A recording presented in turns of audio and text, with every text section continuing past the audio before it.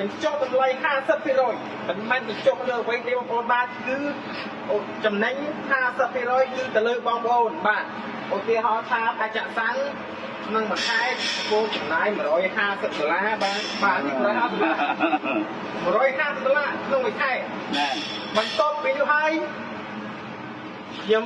ខាងខ្ញុំអាចជួយលោកអ្នកគឺកាត់បន្ថយរហូតដល់$50ក្នុងមួយខែបាទអូពិសេសមែនបងប្អូនបាទចុះបានច្រើនមែនចំណេញ100បាទ100បាត់ហើយបងប្អូនឥឡូវថា$150នៅសល់តែ$50ទេបាទនៅចាំឲ្យទៀតបាទមកតម្លើងkiaបាទនេះបាទបងតម្លើងធម្មតានេះបាទកាត់បន្ថយខាងច្រើនមែនពុកម៉ែបងប្អូនដូចគួរតែវា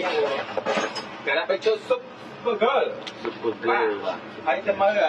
នេះបិចនេះឆ្នាំបាទស្គាល់បងស្គាល់អត់ឆ្នាំងទៅស្គាល់ហើយទៅសំខាន់មកទៅចាំឲ្យទៀតបើមិនយ៉ាងនេះយកមកទៅចាំដល់ដល់បាទ100លីត្រជាង